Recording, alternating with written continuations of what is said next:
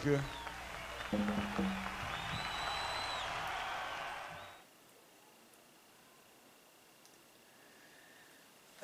Rabito, qué desolación transmite el final de esta canción, que es también el final de la película sobre el Festival de Woodstock. Parece el the end de una época. Bueno, de hecho lo fue. Mientras suena, se ve en la película algunas personas recogiendo la basura que quedó en el pasto. Qué lástima que por el problema en tus ojos no puedas verla. Espero entonces que con lo que te conté ayer y con esta banda sonora, con estos 3 discos que escuchamos, tengas una idea del ambiente del festival. Estos discos. Todavía me acuerdo del día en que los compré, un sábado de invierno a la tarde, en la esquina de Corrientes y Talcahuano. Yo tenía 22, 23 años. Y me acuerdo porque a la salida de la disquería conocí a una chica que resultó ser contorsionista en un circo. ¿No sabés, Rabito, qué interesante es el contorsionismo? Donde quiera que esté, mis mejores deseos y bendiciones para la bella contorsionista. Bueno, decime qué tema te gustó más, el de Santana, Soul Sacrifice, Freedom por Richie Havens, este último que escuchamos de Jimi Hendrix. No, with a little help from my friends. Ah, con una ayudita de mis amigos, Joe Cocker. Muy bien. Y veo que sos agradecido, Rabito, que no te olvidaste de tu vida en la calle ni de tus benefactores. Y ese inglés. Muy bien, Rabito. Bueno, como te dije, con esta música quería introducirte un poco en el ambiente del festival antes de leerte en mi poema que escribí sobre él y sus circunstancias. Como sabemos, el festival se hizo en el estado de New York en agosto de 1969, cuando terminaba el modernismo.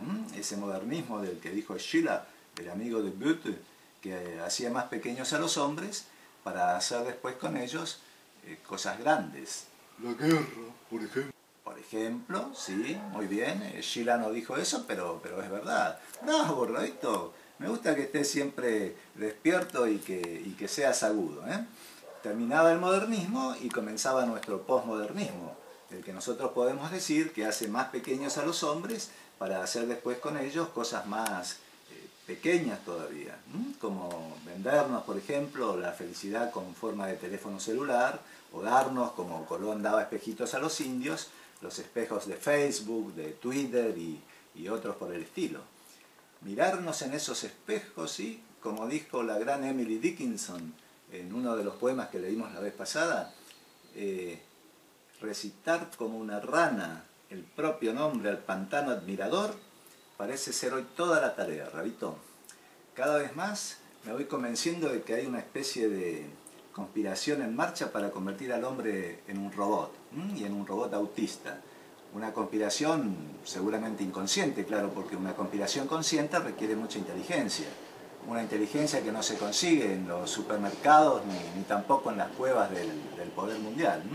Una conspiración inconsciente llevada adelante por unos agentes sonámbulos del tipo de los creadores de Facebook, de Twitter y otros congéneres. En fin, pero está bien que hablemos de esto hoy, que estamos evocando el Festival de Woodstock, porque en esos años también se trató de evitar acechanzas y conspiraciones. Un cierto tipo de basura, una cierta resaca se había amontonado en las costas de la vida, por decir así. Mira, esa situación la describe muy bien un párrafo de este libro que traje aquí. Escuchá, Rabito. Sumisión pequeño burguesa, trabajo y más trabajo, mecanismos sociales que nos hacen sentir como ruedecillas y tornillos, y además un seco racionalismo que no respeta ningún misterio. Todo ello indignaba a la juventud, que era adicta al espíritu libre y sobre todo al espíritu bello, y en esta inclinación topaba con la resistencia de la miseria cotidiana. Esa, detalle más, detalle menos, habría que agregar sí la guerra de Vietnam. Esa era la situación, y todo eso provocó un sentimiento que encontró en el Festival de Woodstock su modo máximo de realización, su diseño simbólico. Un hecho, por otra parte, que suele tener sus anticipaciones, no es algo aislado. Para probar eso, justamente, lo de las anticipaciones, elegí este texto, que no pertenece a ningún tratado sobre el Festival de Woodstock y su época, sino al libro de Safransky sobre Goethe. Y ese párrafo se refiere al sentimiento particular y social que en la década de 1770 provocó en Alemania el surgimiento del Sturm und Drang. ¿Te acordás?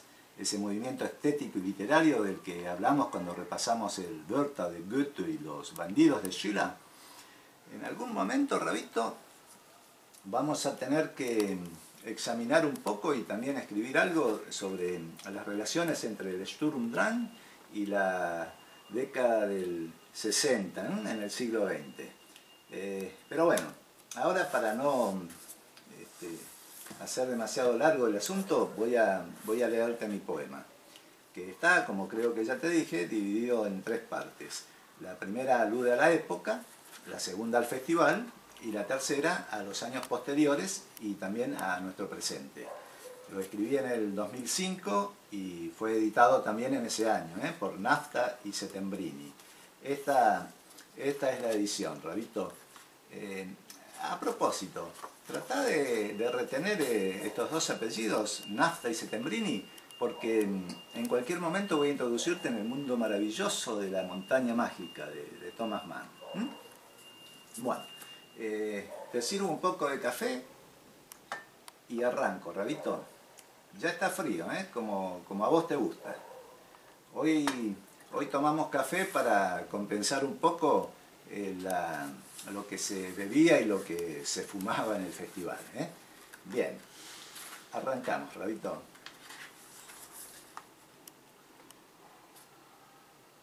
Mira, aquí fue. De insensibles anteriores, fortalecida estaba la hartura. De los padres financistas, cuyo alfabeto extraído fue de las rosetas de barro, donde consigna su huella el cerdo. Del águila de ojos como antorchas descendiendo ilícitas sentencias en rincones desatentos de historia. De la luz sin arrugas de la bomba. Del día apoyándose cada vez más, por imperial ecuación, en el bastón de ciego con que sostiene la noche su orden. Aquí fue. Aquí estableció su desembocadura la honra temblorosa de la época, ya casi inerte su ánimo para ejecutar la abolición.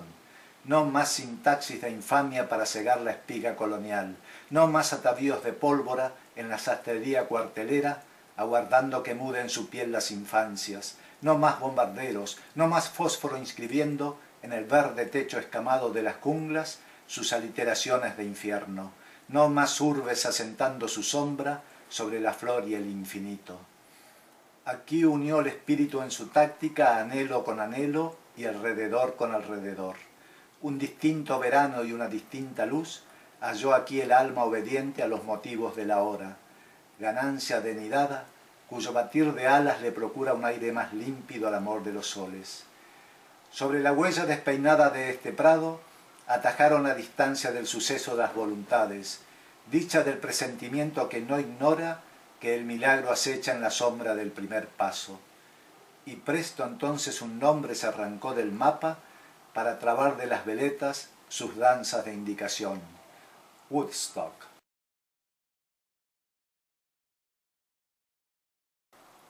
Woodstock.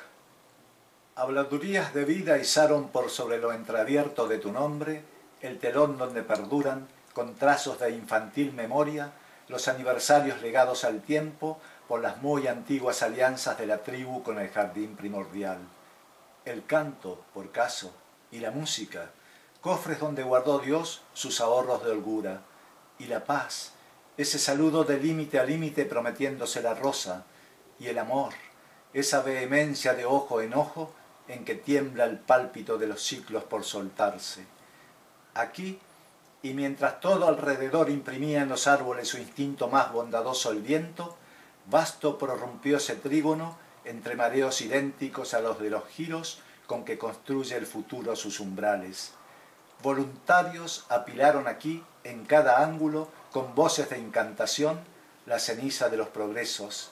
Desde aquí, una niebla purpúrea, conos de circo envió sobre la vastedad sedentaria de las ciudades demasiado previamente dibujadas, y sustituida fue allí la fermentación de la máquina por las piezas de acrobacia de los sueños del sueño.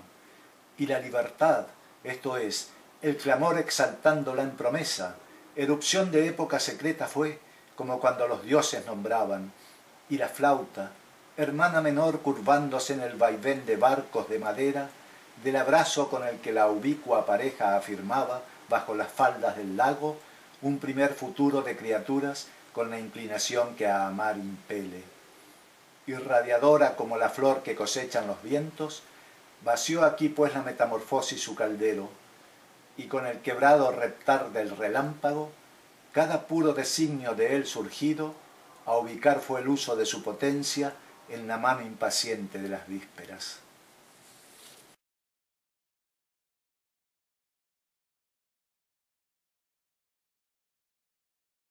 Fue aquí, inmenso es de pronto el silencio y oprimido, como el grito de una pared blanca. En fastidio de sombras el atardecer, se estanca el velo combado de la hierba, y en lo alto rompe ya el cielo a engendrar la extensión de sus insignias. ¿Fue aquí? O más precisamente, ¿fue? ¿Y dónde, entonces, la nitidez de lo genuino como impulso del día en día, la magnificencia incrustando sus títulos en las galerías grises de la jornada? ¿Dónde aquellos oficiantes, espesando los propagadores vientos con sentencias en que se concede su honor el espíritu?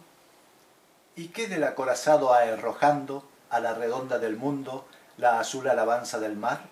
¿Del satélite negando el astro al ojo? ¿De las acústicas muertas para cualquier risa?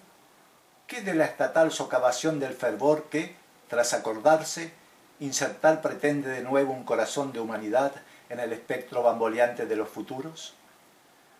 Ah, qué ofuscamiento propio de una máscara sin aberturas en esta interrogación.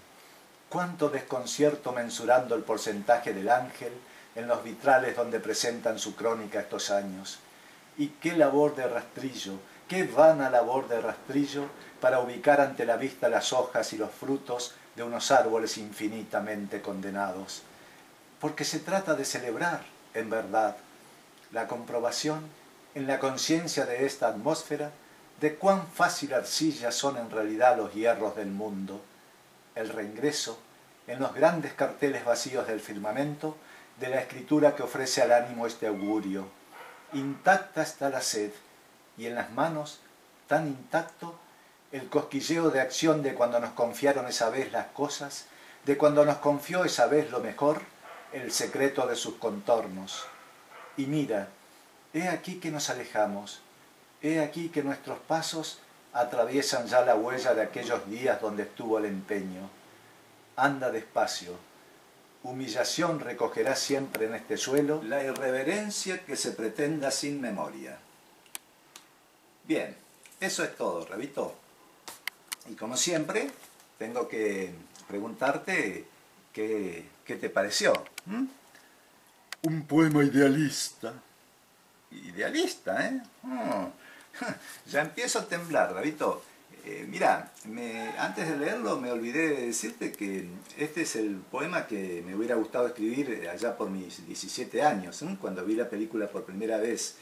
En ese momento, por supuesto, no era capaz de escribirlo. De modo que este poema es un homenaje al festival y a ciertos detalles positivos de la época, pero también a ese que era yo cuando vi la película y cuando unos años después compré estos discos. Bueno, decime al menos si te gustaron algunos versos, si te gustó algún verso en particular. Sí, el del pantano admirador. Ajá, Emily Dickinson, ¿eh? Pero ese verso lo citamos en nuestra charla previa, Rabito, ¿no? I'm nobody. I'm nobody, sí, ese es el título del poema donde aparece ese verso. I'm nobody. Who are you? Are you nobody too? Then there's a pair of us. Don't tell. They'd advertise, you know. How dreary to be somebody. How public, like a frog, to tell one's name the livelong June to an admiring bog. Rabito, qué memoria. ¿Y ¡Qué oído! Ese y otros poemas de Dickinson lo leímos hace varios meses. Yo no podría recitarlo. Me acuerdo eso de qué triste ser alguien y recitar como una rana, etc. Pero no más. Ahora, eso de qué triste ser alguien. No hoy precisamente.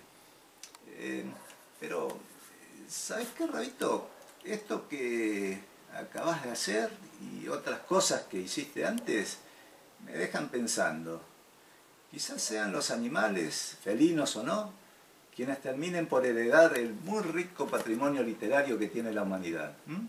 El género humano, con los gobernantes a la cabeza, ya no se interesa mucho en ese patrimonio. Es más, diría que lo desprecia. Para ellos hoy, Dante, Goethe, Kafka, Joyce, Dostoyevsky son tales o cuales jugadores de fútbol. Despacito, despacito, vamos recuperando la condición de subhumanos, de la que la literatura, principalmente, nos había rescatado.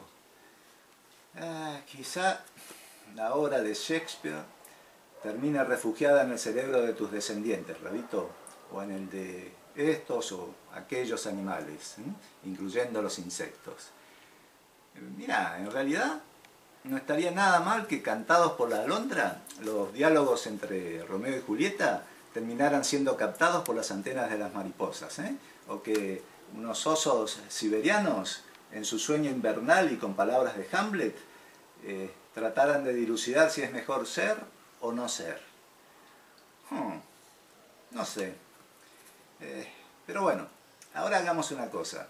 En lugar de analizar mi poema, como es nuestra costumbre cuando leemos algo, analicemos el poema de Emily. Pero no un análisis literario como hicimos hace unos meses cuando lo leímos, sino un análisis sociológico. Confrontemos el poema con esos espejos, Twitter, etcétera, que criticamos hace un momento. A ver qué resulta. Vamos, Rabito, recítalo, por favor. Y yo te sirvo un poco más de café.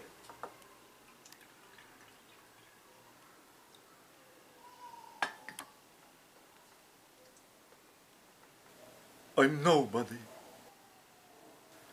I'm nobody. Who are you? Are you nobody too? Then there's a pair of us. Don't tell. They'd advertise, you know. How dreary to be some.